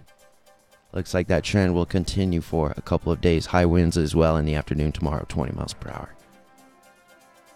Boaters forecast for the Monterey Bay tonight. Northwest winds 10 to 20 knots, decreasing to 15 knots after midnight. Wind waves 2 to 4 feet, becoming 2 feet or less later on in the evening. Northwest swell 8 to 10 feet at 8 seconds. Highway 1 northbound to Santa Cruz currently doing the limit through Monterey and Santa Cruz counties. Southbound 1 clear all the way to Carmel. 68 looks good. 101 heavy northbound to Gilroy. Backed up for miles. Even after you get past Gilroy, you're still doing about 30 miles an hour until you get to Morgan Hill. 17 northbound heavy stuff from the Summit to Los Gatos. You'll pick up a little bit once you get past the reservoir. Still heavy until you get through Los Gatos. Southbound 17 is clear. Other major roadways look good.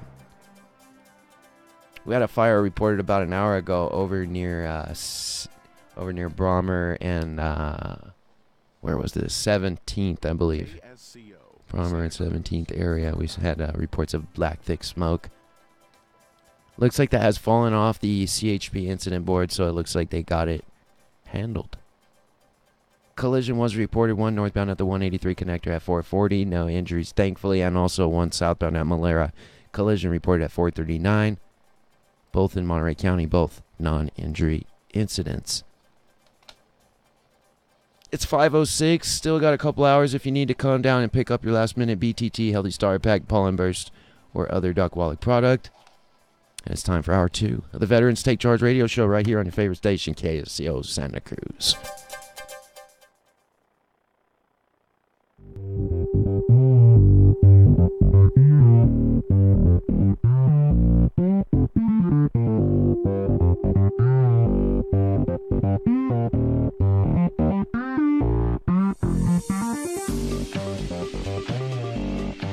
I'm not going to keep him short.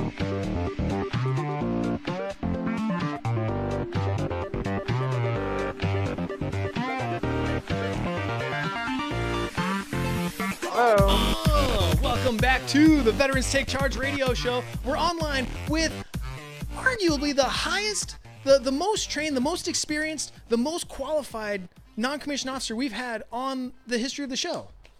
Sergeant Major Long, wow. you have done, seriously, I mean, you've got a 30-year career. You've been all over the place. You've got a tremendous amount of training and experience. You've worked on policy. You've been in managerial positions. You've taught. You've instructed. Like, you've done a whole heck of a lot. And that's motivating. That's exciting. And so, realistically, I do think that you are the what was the term that you used? Most qualified? I guess it was most qualified. Yeah. Like, you've done the most out of all the non-commissioned officers that we've had on the radio show. So if you were here, I'd be giving you a high five right now. Oh, cool. There we go. High five. I heard it. So now, with all this stuff, Sergeant Major, you've done a tremendous amount. You've got a decorated career in the military. And the reason we have you on is because you started your career as a male and you ended your career as a female. And so I was wondering, and hopefully... yeah, how the hell does that happen, right? Yeah, exactly. I was wondering if you could share your experience of going through a transition while you were in the military. You know, it was one of those things that, you know, it followed me my whole life. And it just got to the point where I needed to be true to myself. I hear that. And that's... It got to be real painful at some point, and there's the other side of my life where, you know, I was married and divorced twice, and my second marriage fell apart after my time in Gitmo, and, you know, I was on my own, and the things that I, you know, joined the military and kept myself very busy for, and then there was, you know, then there was the other side where that my more authentic self was always the female part that always tugged at me. Did you say the moral and ethical part? I says there was a part of my life that just the authentic part. Authentic. You know, I've always had to. That I always tried to suppress and keep and push, that I couldn't push and hide anymore. And it started, you know, and it was there, and it was there every day, and I started to live that life, and lived a dual life. You know, I put my uniform on, and I was, you know, the first sergeant, the sergeant major, and I did that job. I did it to my fullest capacity. And then there's the other side of me when I was, you know, in my off time, and then I was home, and I was starting to live as a female, full time. You know, so other than being in a uniform, I would come home and I was Jennifer Long, and I was out, and I was doing my life. And at first it was a lot of fun, you know, you're just out and you live a double life, and all the things that you always suppressed and didn't want to do, and you know, here I am, I'm doing it. And then in the end, it started to hurt because I wanted to be the person and not try to make a choice each day. So, you know, in the end, I started plotting and planning on when exactly I was going to transition and, you know, actually see it through. And it's an extremely hard decision. I got a little desperate at times. I did contemplate suicide at one point. I got very close to it. Just because, you know, I built this whole career, this whole life. How do I change it? How do I tell people? You know, how do I do this? And, you know, it brings you on the side of madness. And, you know, I got to the point where all I knew is that I couldn't not be, and it was a matter of how was I going to do it. And I found, you know, tried to find the strength each day to see it through. And I started to plan it, and, you know, how I was going to make the medical transition. And, you know, I started after my tour of in Iraq in 2009. When I came home from that tour, I went and I started hormone therapy, which starts to physically change your body from male to female, and it's a dramatic change. Most people don't realize is that as your body changes, you know, you're pushing your body as an adult into a second puberty. Once that process gets started, is it like a slow build, or once you start taking hormone therapy, is it kind of like, bam, here we are? No, it takes a little bit. It initially takes a couple of months for it to really start to build up, and then the changes start to happen in your body. And first it's emotional, then the physical starts. You know, the physical changes, your muscle structure starts to change. Wow. You start to see physical differences in your body. You start to see, you know, there's breast growth. There's, you know, body hair starts to change. The change in your skin. You know, all those things that, like, you know, they start to change. But it's different. And, you know, it's a lot to go through, and a lot of it feels really good and it's very validating, and there's other parts that are just very difficult. So now this started in 2009. What part of your career were you in, and did this affect your professional development when this started? Well, I'll tell you, my career still continued. I went all the way through. At that point, I was a first sergeant. You know, to put it into perspective, I was planning to retire out in 2010. You know, I was coming up on the end part of my career. I said, this is it. You know, 8 months into hormones, I'm like starting to plan, okay, I'm going to exit the military. You know, and it's going to be visible. I'm going to figure I'm going to have to change. You know, I'm going to have to, you know, exit. And I wanted to exit. But the way it went down was very different. I got called in to the office, and the colonel called me in at that time and says, we got to backfill a position in Afghanistan. And I'm like, okay. I mean, it happens all the time. You know, I just got, you know, and so who's the, you know, and there's only 2 guys in the battalion right now that qualified to go. And I was like, all right. Who are they? I says, who are they? And he says, you're one of them. The other guy had a young family, and he knew damn well it was going to be me. And so I says, Roger, sir. I said, how long do I got? He says, you got about 45 days. Wow. To backfill. And I was like, wow, okay. And, you know, Roger that, sir. And you stand there, you go. I went back to my office, I closed the door, and I started to cry. I was like, that wasn't the plan to go to Afghanistan. Right. You know, strapping on body armor, you know, at this point in my career, and then having to go back. But I did that job. I went and, you know, I did it to my capacity. You know, I was given a Bronze Star for action. Nice. I was given, you know, the French National Defense Medal. I was the first recipient of that medal since World War II. Oh, right on. So, congratulations. You know, so when you look at, you know, to bring it more current, when, you know, was like, and Trump says is that, you know, we're not able to do the job. This is where I say, you know, I differ. I did the job. I did everything that was asked of me. You know, at that point, it relied on my training. It was the professionalism to do. And, you know, we just executed your mission, and that was it. You know, your personal life was your personal life. I think a lot of the misconceptions and misunderstanding comes from the idea that somebody going through transition would be compromised. What's the word I'm looking for? Not necessarily so. The character of the soldier always remains the same. So if they're a great soldier, they'll always be a great soldier. You know, and that's just it. You know, so if they've never been a good soldier, they're not going to get any better or any worse. They're just going to be the same person. So if the character is solid, then it's not going to be an issue. We're all going to rise and do our job. To put it into perspective, right now they estimate there's 15,000 service members right now that are serving that are transgender. Nice. Out of that, there's been 150,000 veterans that have already passed through the service who are transgender. Interesting, right? I wanted to read you this one statistic. I want to read you a statistic. Please do. Okay. According to a study in 2014 by the Williams Institute at the University of California, Los Angeles School of Law, 32% of the transgender women assigned male at birth had enlisted in the U.S. Armed Forces compared to 19.7% of cisgender men, so I mean naturally born men.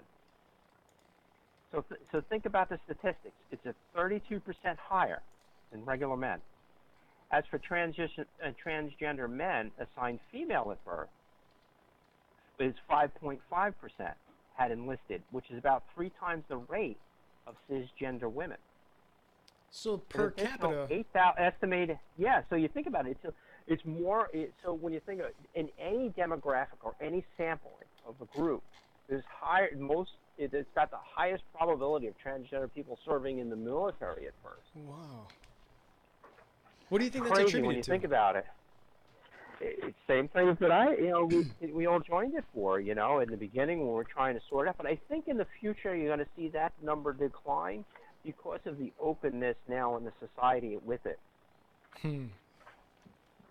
It's not, you don't have to, there's less hiding, there's less, there's more openness with it. I got you. It's changing a lot. I was surprised by, and it's only recently that when I started really delving into the topic deeper and you start realizing the statistics of it all. It's really interesting when you look at the samplings of the society as a whole. Wow. Yeah. Hey, so we've got about a minute left before our commercial break for this hour. Would you be okay to take phone calls? Sure, why not? Okay. Let's go. Great. Well, we'll take a phone call. Colonel Terry, I see that you're on. We'll hold him till past the break. So we'll bring him back after the break. But this is really good. I love what you just said. The character of the soldier is what really matters.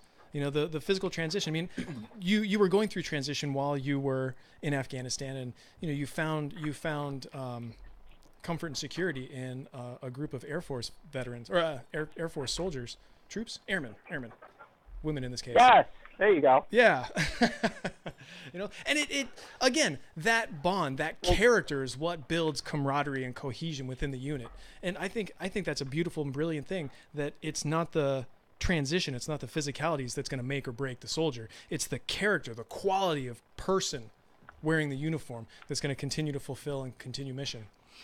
Well, yeah. If you look at the types of people that serve, some of them are in some of the most distinct, at the highest levels of, they're pilots, they're special forces operators. Hell, we got a Christian Beck, a Navy SEAL. Mm-hmm. Who's going to argue that career? Right.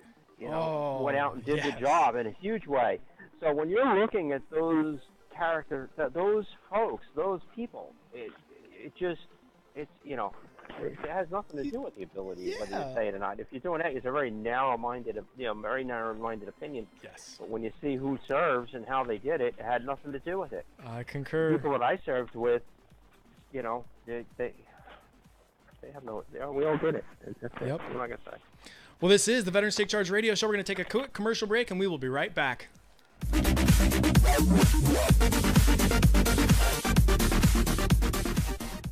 This is Alan Lundell, a.k.a. Dr. Future on KSCO Radio. 10 years ago, we bought a house out in Boulder Creek. It was a gamble because we love to be around bandwidth and power. We found the perfect house with incredible view, but no bandwidth or power. I was very despondent. I was reading Wired, and I ran across this Silicon Valley executive who lived in the Santa Cruz Mountains, and he claimed he had bandwidth. He was getting service from some group called Etheric Networks. So I gave him a call. Etheric put a dish on our roof, and boom, we suddenly had amazing bandwidth.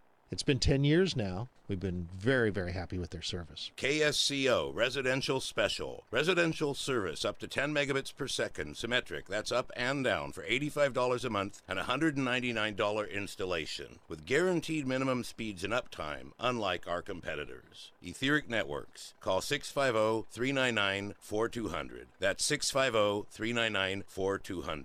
Etheric.net. That's ETHERIC.net.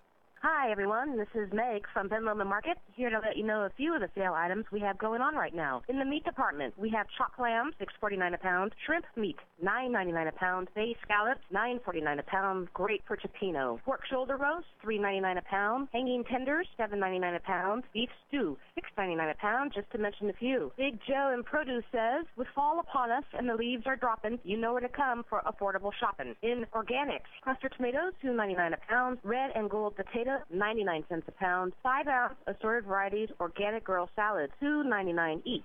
In conventional, cauliflower, 2 bunches for $3, honey crisp apples, $1.99 a pound, sweet potatoes and yams, 99 cents a pound, white peaches and white nectarines at $1.79 a pound, and much more. We have great selection of local wine and our resident wine expert, Christy, on hand to help you choose the best wine for whatever the occasion. Pair it with appetizers or main dishes. Sale ends Tuesday. Thank you for shopping with us at Lomond Market.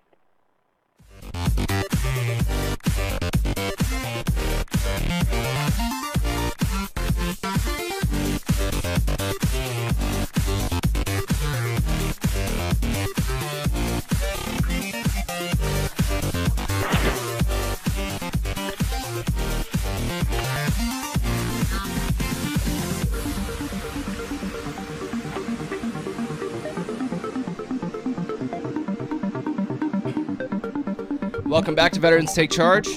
I'm your host, Justin Baker, formerly of the 75th Ranger Regiment. Sergeant Major Long, I haven't had a chance to take part in the interview because Ramos was doing such a damn good job. I talk too much. I just let him rock and roll with it.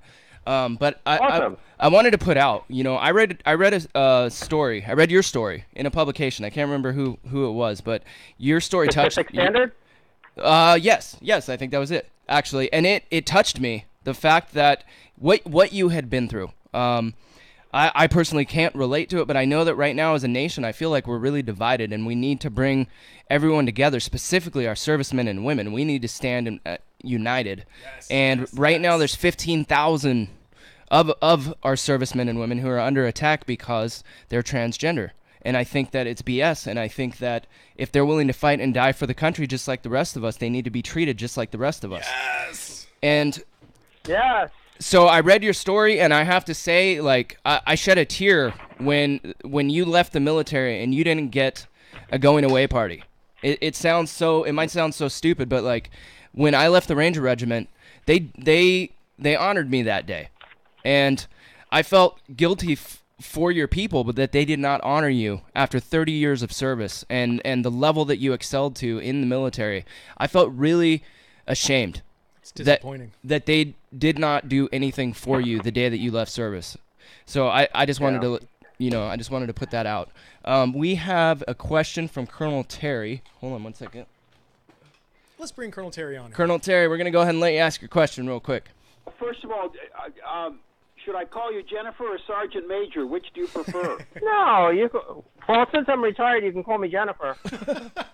I also want to call you complimentary. I'm very impressed with your contributions to our national security and the overall Department of Defense mission that you obviously contributed to. Mm-hmm. My highest compliments to you. And if you get to Santa Cruz, I'm sure the guys will arrange a party for you. High fives all around. And in terms of sexual orientation, Doc Wallach, who is well known to the guys at the station, Doc Wallach is an epidemiologist, meaning how the chemistry that is in our mothers, the chemistry delivered to us and subsequently can influence our orientation, and it's quite proven. So really, sexual deviation shouldn't be the term. It's really a question of alternative orientations. Do you agree with me? I do, actually. Okay, and I gather you have 2 ex-wives, apparently. Do they understand your situation? And I hope that's been resolved.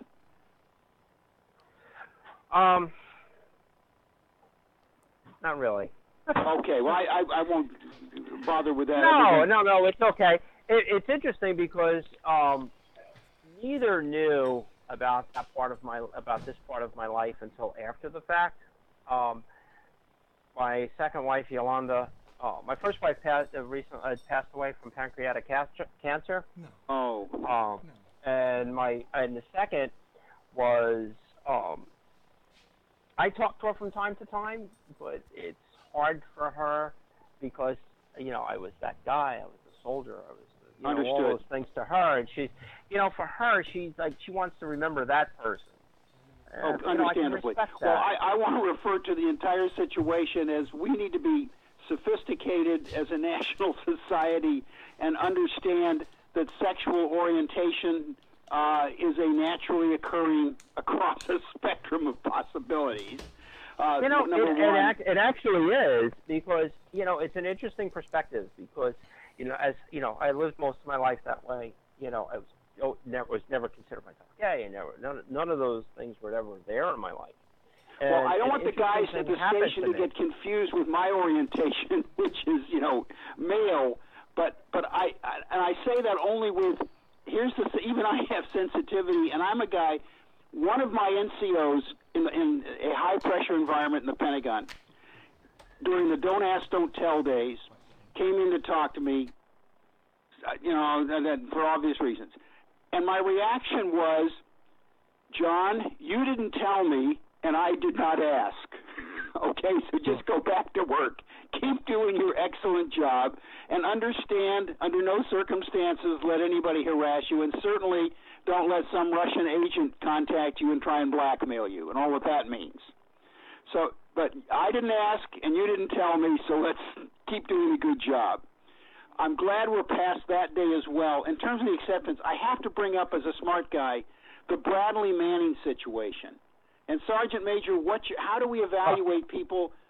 Was Manning a person of bad character, or was Manning both a person of bad character, and did his sexual differentiation have something to do with his unreliability? I'm just going to throw this out there. Or was Manning a character of integrity who felt that they were doing something that they thought was the right thing to do? I'm just going to put that out there. Ready, go.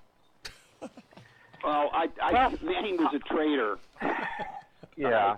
And it's interesting. We all know let's put it all into context. We all know that in that environment, if you have a moral issue with the execution of a job at that top level, you're in a top-level secret compartmentalized information, whatever position you're in, we all know that first and foremost, if you have an issue, a moral issue with the job at hand, if you report that to any part of your command, what is the first thing we do? We remove you from that position. Mm-hmm.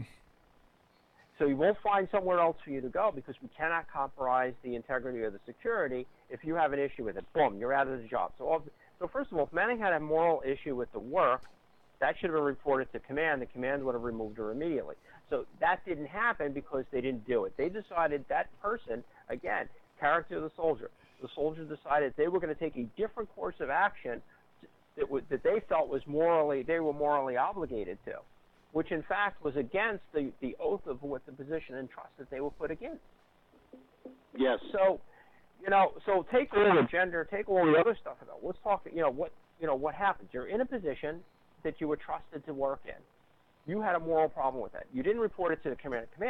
You decided to release that information and endanger the lives of many, many people, and the operational integrity that goes out there. So first and foremost, it goes back to what the colonel says. Absolutely considered a traitor. So if you get that out there, you say, well, that's the.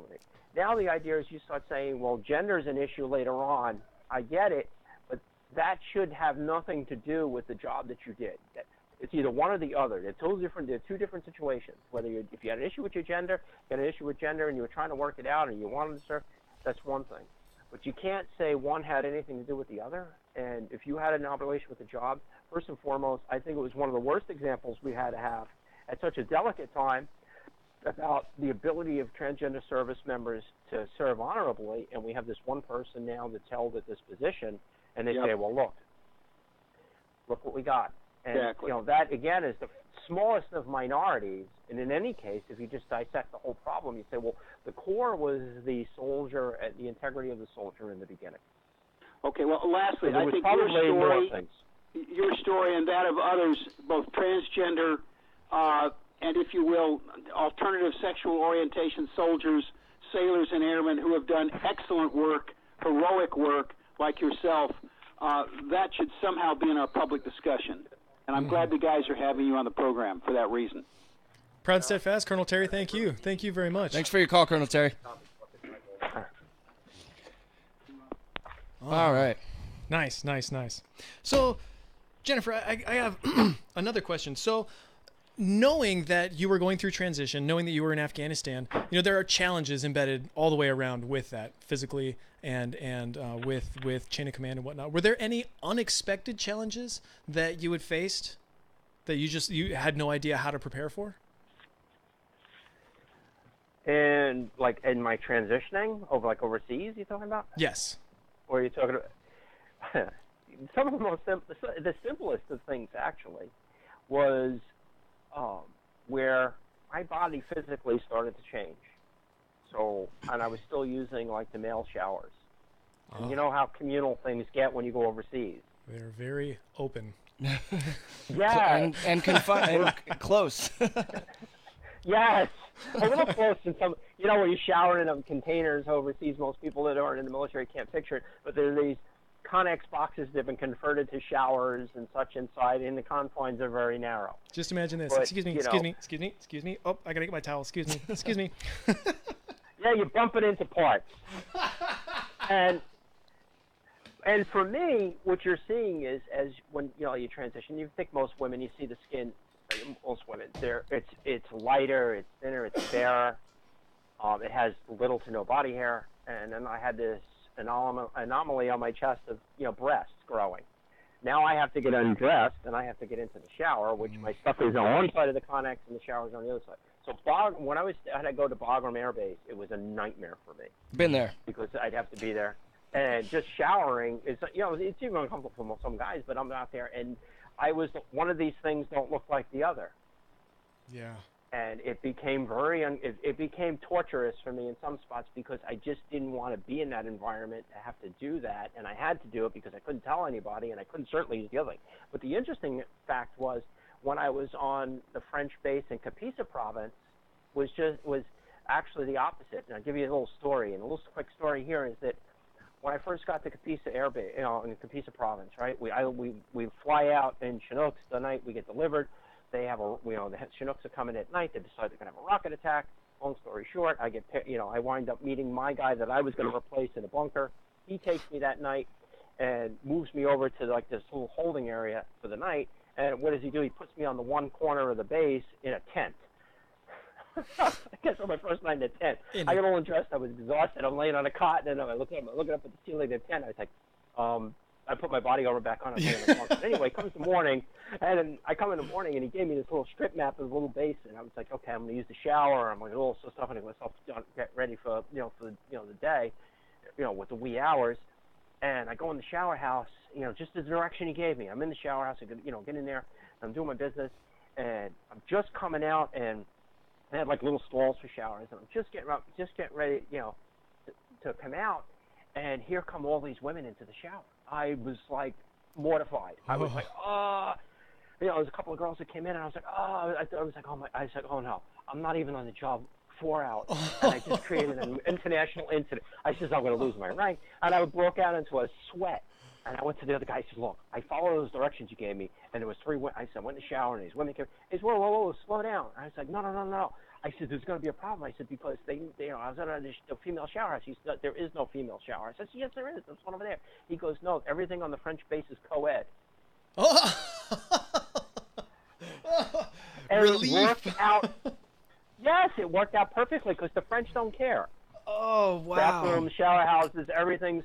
So, everybody goes into the little booth, they do their business, they get out. French don't care. That's the too Americans, easy. we're on the other side. And it was too easy. So for me, it was great. But when I had to go back for, my boss brought me back to Bagram for meetings and such, or down to Kabul, and it was just such a mess for me because every time I had to do anything, it was a nightmare for me. And that was like the one instance where it was hard because it was like apples and oranges, and it made it very, very emotional for me to be in those differences in environments. Well, that's definitely a silver lining. A little bit of relief. Makes things a little bit easier. That's nice. Where are we going? I have a question actually. Oh, so the article in the Pacific Standard, it talked about a firefight that you were in Afghanistan. Yeah. And I believe this is the one that you won the French medal for. If I'm not mistaken. Can you explain that to us a little bit, because I want people to understand that under fire you performed just like anybody else would have. Valiantly. Yes. Can you tell that story for us? I can. Just to paint the background of the incident. That day, because some missions were daytime, some missions were nighttime, depending on the level of the type of operation to be occurred. But because we were doing the transition over with the Afghans, and we were trying to get them out there in the front of the mission as much as possible, we conducted a daytime raid on this one where there was a handful of guys. There was about 3 guys that we knew of. There was some other guys in between. We had a known area for these insurgents that we wanted to, we were going to corner them in there, and we were going to make an arrest. The Afghans were going to take a major lead of the operation. We were going to embed some of the French forces in there, and we were going to set up a cordon, which essentially is we're going to surround the place, and then we're just going to have echelons of forces in. My job was to set what they call a screen, which is more like a backstop on the end, so if they went running, then we would kind of catch them coming down the street, so to speak. We were in a series of calottes. Calottes are those, kind of like little, compounds with buildings within them with high walls, and there's in between those different systems, usually each family has their own calotte or a little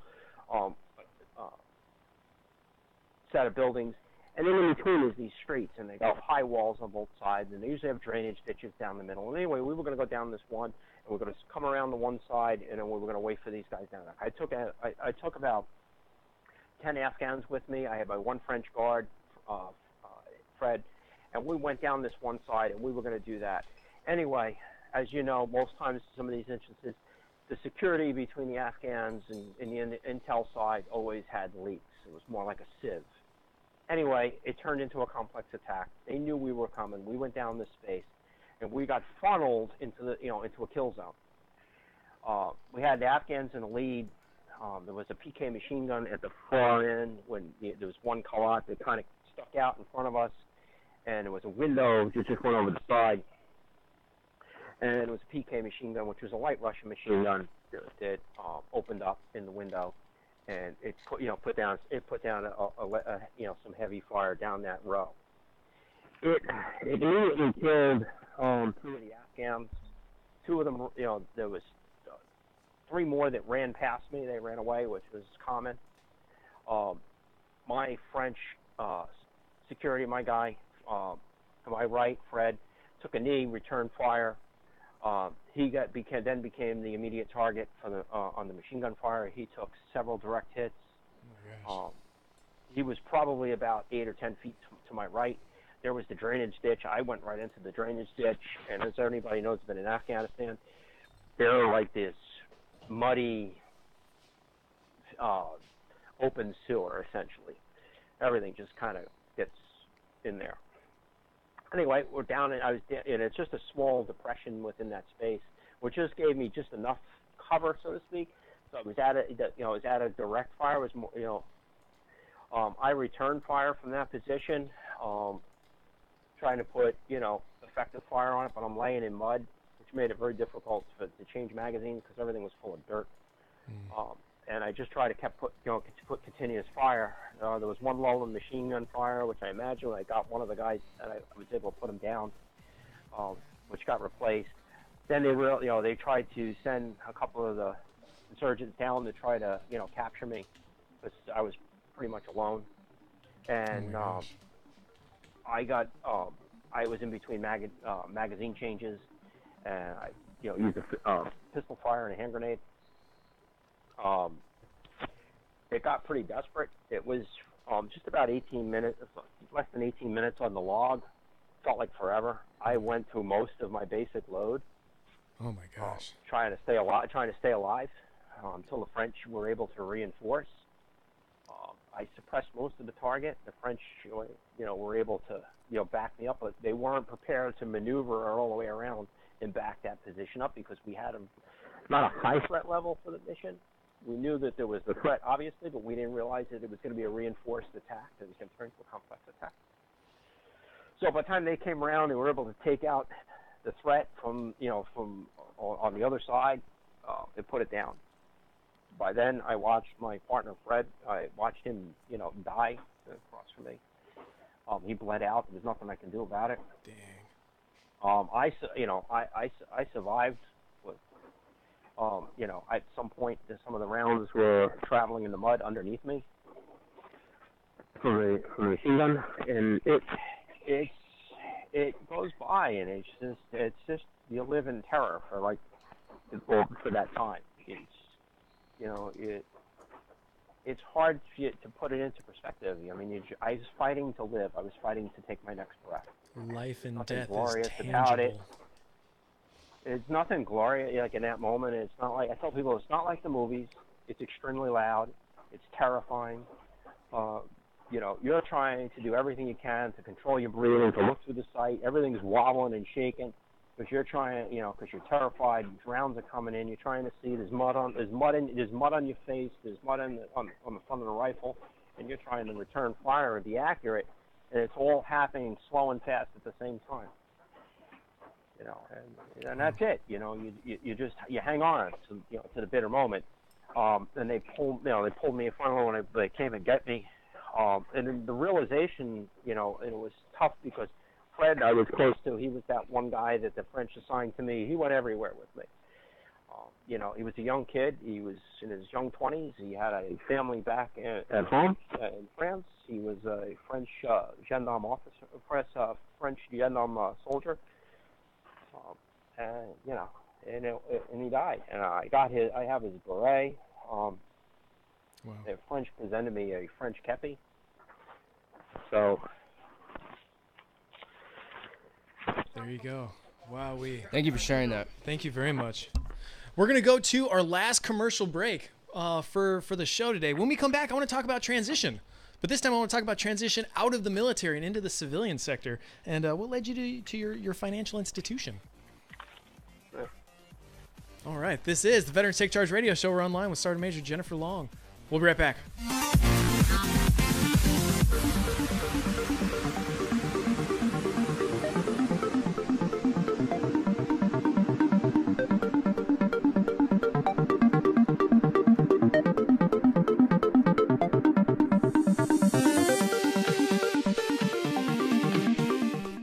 Hi, I'm Alex Darnell. I believe I'm unique compared to other talk show hosts out there.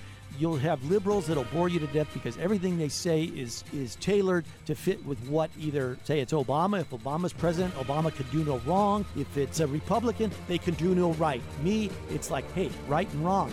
In whatever party it happens to follow. I don't care if you label me. I don't worry about it because it would stifle my creativity. I'm Alex Darnell, Mondays 2 to 4 on KSCO. I'm Gary Shapiro, host of From the Bookshelf Mondays at 7 here on KSCO. Coming up this week, I chat with former prosecutor Marcia Clark. She's now a crime novelist, and her latest book is called Snap Judgment. Also, we chat with actor Barry Livingston, who played Ernie on My Three Sons. That's all happening Monday night at 7 on From the Bookshelf right here on KSCO with me, Gary Shapiro. In the wake of a disaster, what one thing can you send that will help people the most? A blanket, a tent, a sandbag, a doctor. Actually, if you send a monetary donation, you send all these things. Even a small donation can make a big impact and can quickly become exactly what people affected by disaster need most. In the wake of a hurricane, your monetary donation can make a huge difference to those in need. To donate, visit supporthurricanerelief.org. That's supporthurricanerelief.org. Brought to you by the Ad Council.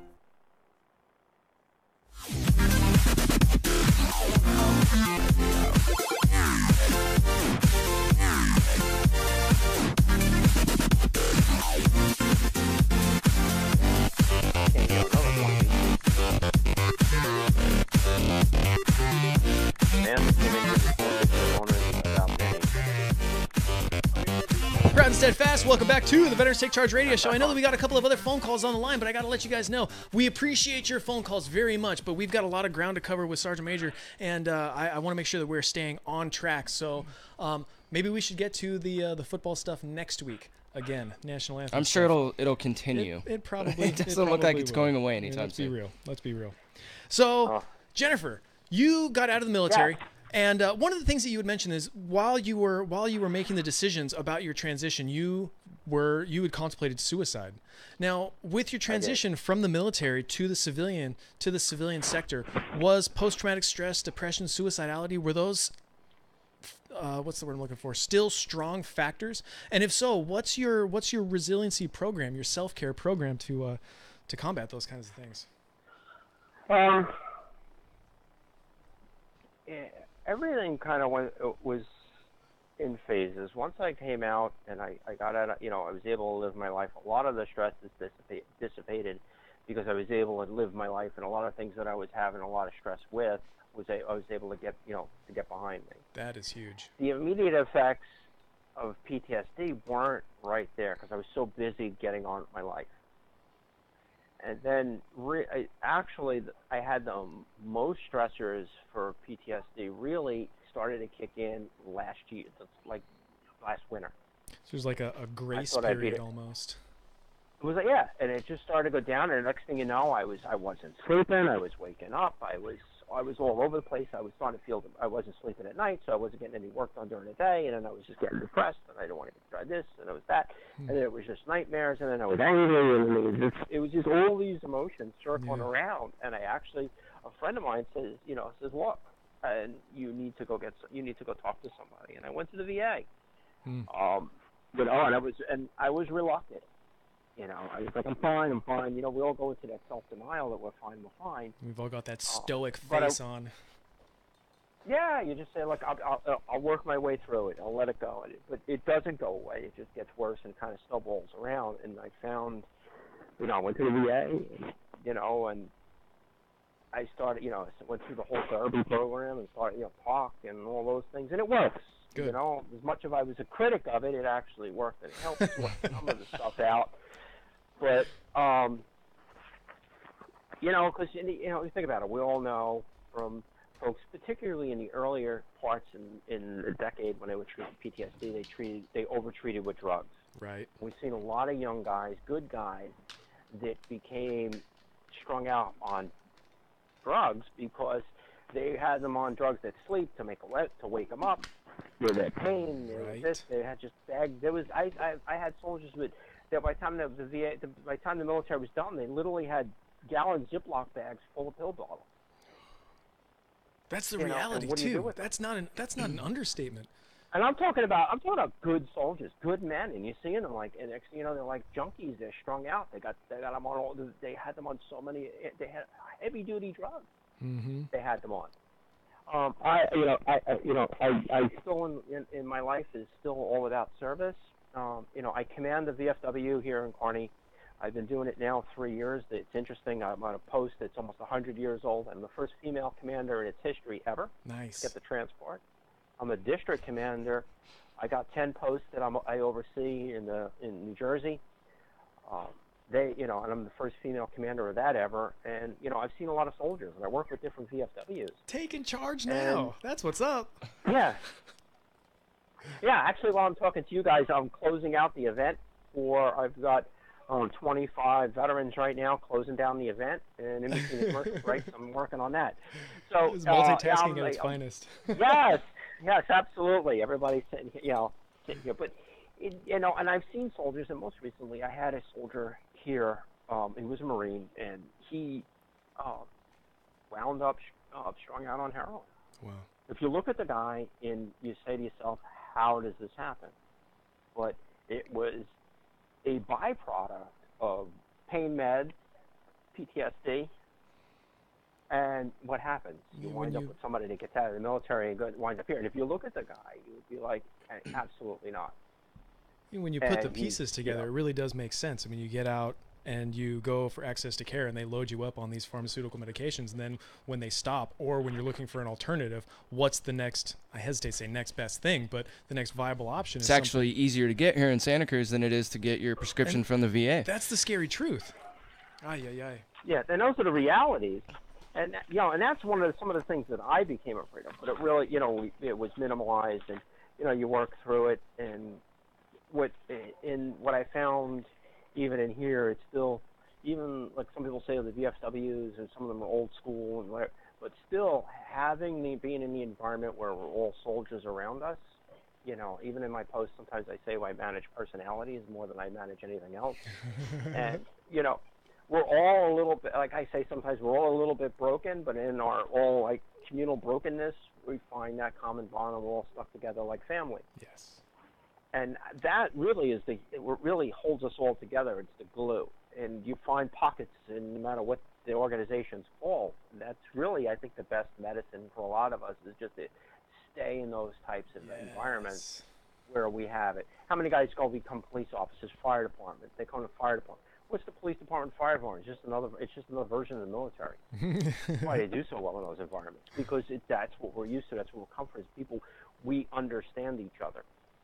Yeah, there's a common bond. Because there's a common, not just a bond, but there's just a cultural piece. Where, and that cultural piece is just, we understand each other from that cultural piece because we went through certain things. We had to go. We've all been different places, but in the end, we've all put on a uniform and raised our right hand and took an oath to defend the Constitution. Mm-hmm. It's that bond that bond is forged through experience. That bond is forged through a mission and a purpose. And having that community around you, just like what you're doing right now with your VFW. Having that community is helping to build those bridges and fill in those gaps. And that's important. Having that purpose and having that mission is so very important for the veteran that gets out into a whole world of unexpectedness. And that was another thing that I wanted to ask, is when you got out of the military, did you have a plan that you hit the ground running with, or was it, you got out of the military and it was one of those like, well, now what? No, I listen, I didn't spend all that time in operations and not have a plan. But then again, what do we learn about plans? What happens with plans? No plan survives what? Time? Come on. First contact. Come on. Oh, right? I was a medic, not infantry. So no plan survives first contact. So although we have a plan, it never quite works out quite the way we want, but yet you still have something to at least give you, to give you some direction. I re-engineered my life, to come out. I went back. I used my time. My GI Bill. I went to college. I used that time as a period of time in my life to actually do the transition and get myself together, so that I can move on to the next phase of my life. Perfect. So that time actually helps me. So now, going from the infantry, now you're working for a financial institution, correct? Yeah, imagine that. How did that happen? Well, was it a product of the GI Bill? Well, first, part of it. It's interesting because once I got, first sergeant or sergeant major, what do? Care and custody of soldiers, right? Mm-hmm. And care and custody of soldiers, what do we get? You go overseas and you now get deeply involved in people's families. And every time you got an issue with young soldiers, what does everybody get overseas in the very beginning, in the heyday back in Iraq and everything else? We all got all these young guys with big bonuses, right? Yeah. And so you got these young guys overseas that never seen that much money. They're getting these big bonuses, and they're buying Harley Davidsons and Camaros, like and all a kinds of 30% APR on top of it. Yeah, and also too, a lot of them you have in guys that are going overseas and they got young families and they're not really planning. So I wound up planning. Anytime I had issues with soldiers overseas and their families, it had a denominator, and it usually had to do with money. I hear that. So I found myself having to do that more often than not. And then I had to go someplace when I was done. What was I going to do? So I found that as to be the next, I had to do a job that was going to be different. I knew it wasn't going to be physical, so I figured, why not go into that field? Nice. See, once again, I mean, the experience we get through the military is very, it's a I wide do it now. spectrum. I actually helped the National Guard here. I've gone and trained did some basic finance classes for them. Nice. I do it here at the post. As many of my, I do a lot of veterans. I help their families, whether it be help them get a mortgage and do the basics of financial planning. Help them find other professionals to get their lives going.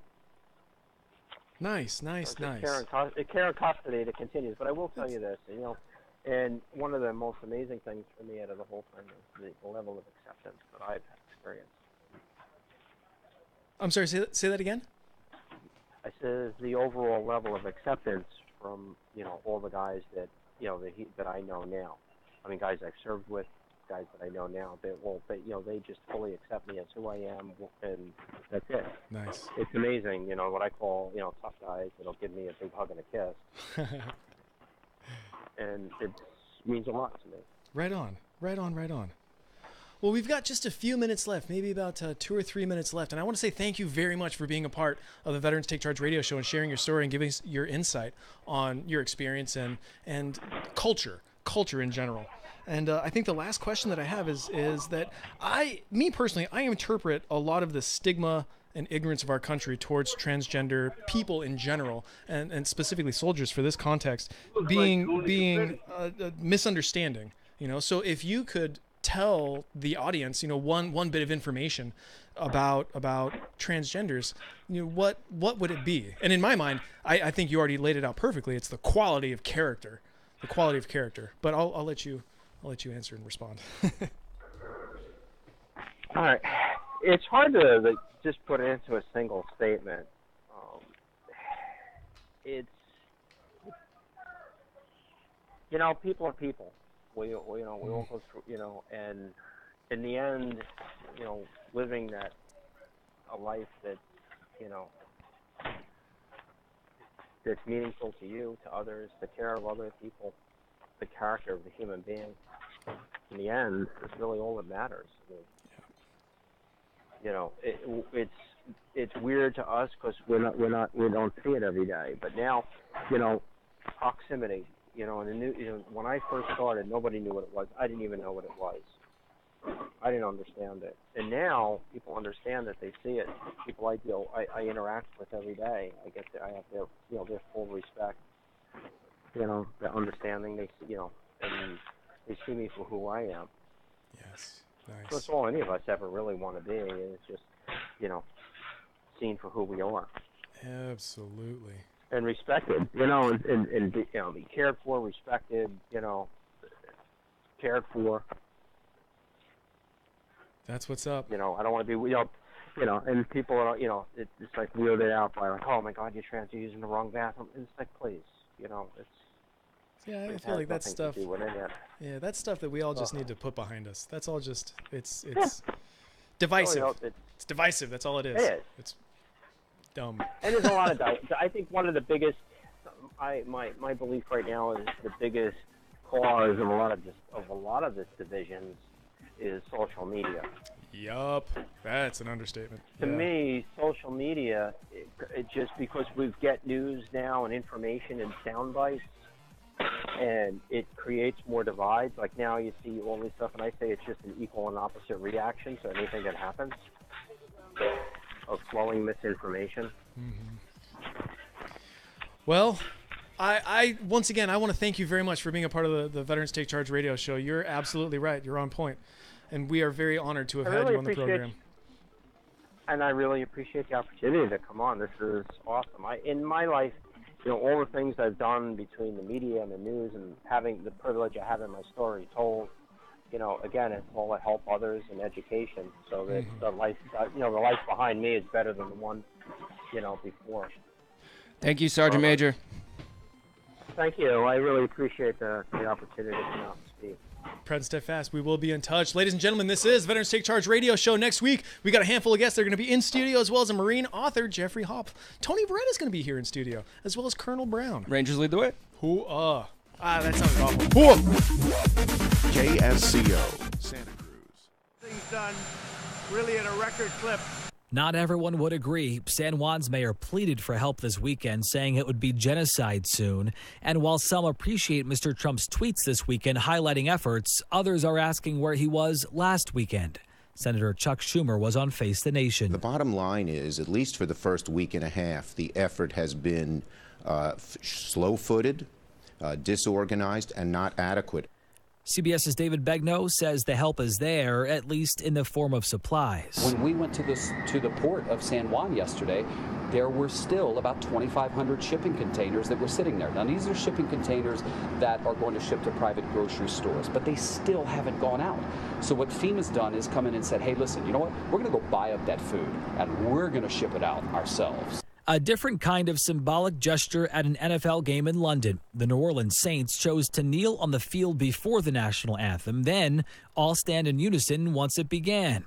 Saints quarterback Drew Brees. Number one, it shows solidarity and unity for us as a team. But listen, it pays respect to all. It pays respect to the cause of social injustice and equality, and it pays respect to the flag of the United States of America. I hope that that's the way it came across. The Supreme